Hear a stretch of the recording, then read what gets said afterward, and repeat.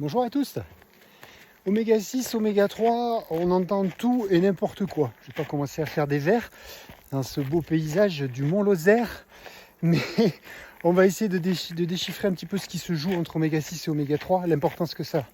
En fait, ces oméga 6, oméga 3, ce sont des acides gras. Ça fait partie des trois grandes familles, acides gras, acides aminés et sucres. Les acides gras sont intéressants parce que c'est eux qui constituent toutes les membranes cellulaires. La grosse majorité de ce qui constitue les membranes cellulaires, ce sont des oméga 3. On y reviendra après si ça vous intéresse.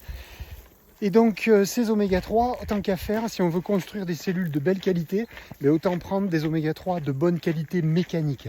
Il se trouve que le top du top de la qualité mécanique des acides gras, ce sont les oméga 3. Ce sont les seuls qui sont les plus, ce sont les plus polyinsaturés des acides gras, donc les plus flexibles si vous voulez, si on doit transposer ça en domaine mécanique. Donc tant qu'à faire, autant avoir une membrane cellulaire souple, flexible, qui va être résistante, plutôt qu'une membrane cellulaire cassante.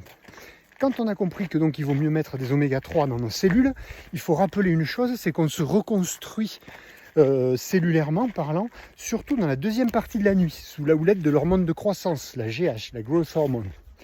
Donc l'idéal, c'est d'avoir des briques nécessaires à cette reconstruction qui va se passer vers 23h, de les avoir à ce moment-là et d'avoir des oméga 3 de belle qualité. Sauf pas n'importe lesquels, parce que madame la membrane cellulaire, elle va accepter des oméga 3 de 20 à 22 atomes de carbone, une chaîne de 20 à 22 atomes de carbone, pas moins.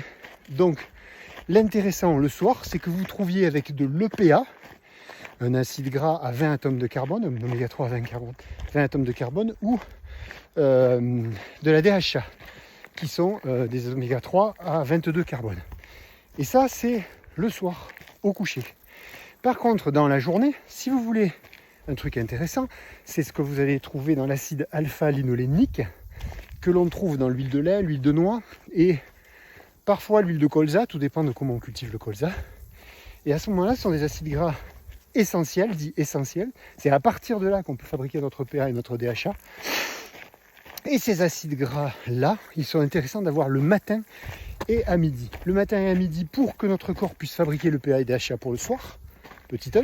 Mais deuxièmement, il se trouve que ces acides gras-là, l'acide alpha-linolénique, vient un petit peu contrer le pouvoir pro-inflammatoire qu'ont les acides gras oméga 6, surtout l'acide linoléique, le LA, qui est l'acide essentiel de la famille des oméga 6, qui est très pro-inflammatoire. L'oméga 3, la ALA, acide alpha-linolénique, lui, va contrer cet effet inflammatoire. Donc dit autrement, vous prenez de la ALA, acide alpha-linolénique, 18 atomes de carbone, court matin et midi, pour essayer de ne pas être trop inflammatoire, de ne pas trop flamber. Et si vous n'en avez pas assez, vous prenez de l'EPA et de la DHA, mais plutôt le soir, au repas du soir, pour fabriquer des cellules de belle qualité. Allez, belle balade à tous!